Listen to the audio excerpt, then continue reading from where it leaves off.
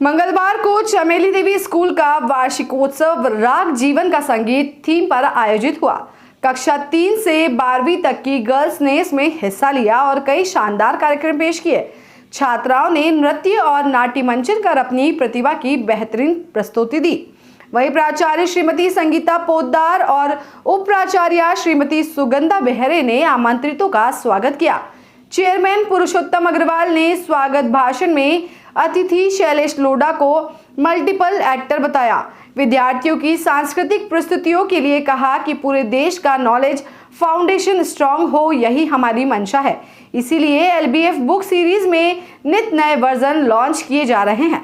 P5 production house की शुरुआत से सभी विद्यार्थियों का एजुकेशन बेहतर बनाया जाएगा। संस्कृति के विभिन्न रंगों से सजी शाम का सभी ने आनंद उठाया। बच्चों के साथ शिक्षकों और पालकों में भी काफी उत्साह देखा गया। इस विशेष अवसर पर कार्यक्रम के मुख्य अतिथि प्रसिद्ध कवि एवं तारक मेहता फेम शैलेश लोढ़ा ने चेयरमैन पुरुषोत्तम अग्रवाल के बारे में कहा कि हवा के विरुद्ध कार्य करने वाले हमेशा स्मरण में बने रहते हैं, जैसा श्री अग्रवाल है। नारी को परिभाषित करते हुए लोढ़ा ने कहा, नारी पूरी भाषा है, हम कुंठित है तो वह अभिलाषा है। महिलाएं हर क्षेत्र में पुरुषों से आगे है।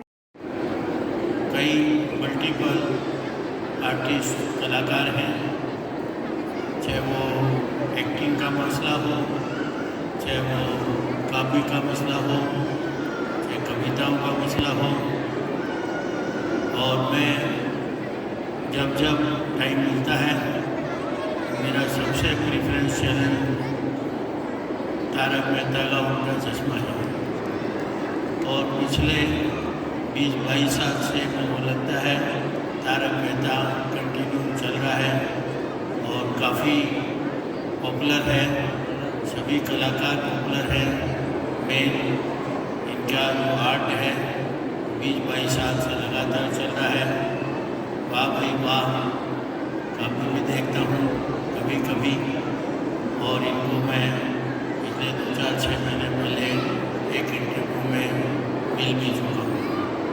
अब मैं आज का जो कार्यक्रम बच्चियों ने दिया, 2 घंटे का मैंने कार्यक्रम देखा।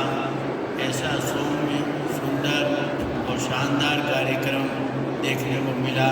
मैं चाहूँगा आप सब उन बच्चियों के लिए जोरदार तालियों से उनका अभिनंदन करें। और साथ साथ सभी पेरेंट्स ही उपस्थित हैं, मैं उन सभी का भी इस प्रांगण में अभिनंदन करता हूँ। पहले तो मैं बहुत बहुत धन्यवाद देना चाहता हूँ पुरुषोत्तम जी कि आपने मुझे इस योग्य समझा कि मैं आपके इस विद्यालय में बतौर मुख्य अतिथि शिरकत करवाऊँ। आपसे मेरी मुलाकात मुझे अभी भी याद है, लगभग 1 वर्ष हो गया उस बात को, या 6-8 महीने हुए होंगे। एक TV चैनल, एक न्यूज़ चैनल के लिए मैं आदरणीय पुरुषोत्तम जी का इंटरव्यू कर रहा था। और मैं आज प्रवीण से रास्ते में कह रहा था कि जो इंटरव्यू मुझे याद रहा वो आपका था। मुझे आपका कलकत्ता में जन्म लेना, काम करना, माता जी के साथ ईमानदारी की बातें, कम उम्र में काम करना, अपने बड़े लोगों को काम पे लगाना, तमाम चीज़ें याद थी। और याद इसलिए थी कुछ अलग था, और कुछ अलग इसलिए था कि आप ज़माने से अलग हट के काम कर रहे थे और हवा के विरुद्ध काम कर रहे थे। वो व्यक्ति जो हवा के विरुद्ध काम करता है वो अलग होता है, इसलिए आप मुझे याद रहे। और न केवल याद रहे, आपने एक स्थायी प्रभाव मुझ पर छोड़ा। और जिसकी वजह से जब केशव राय जी मुझसे मिले कि पुरुषोत्तम जी का कार्यक्रम है, तो मैंने कहा निश्चित तौर पे मैं आऊँगा। आपने मुझे सहयोगी समझा, इसके लिए मैं बहुत बहुत धन्यवाद करना चाहता हूँ।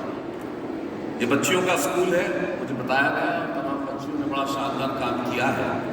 आपने नारी का रूप बताया।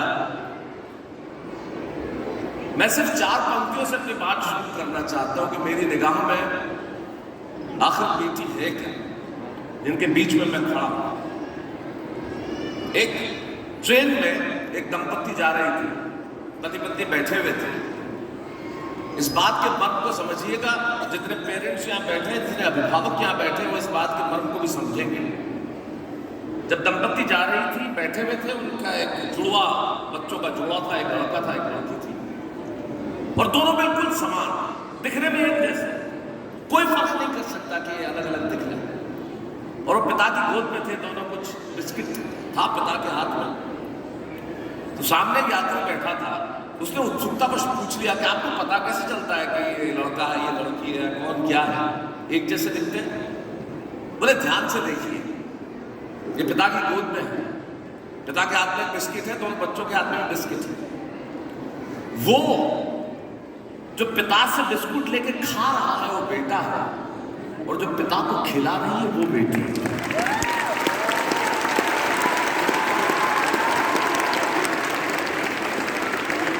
ये जो बच्चियां होती है ना, मेरी ब्यूरो चीफ ML शाह की रिपोर्ट।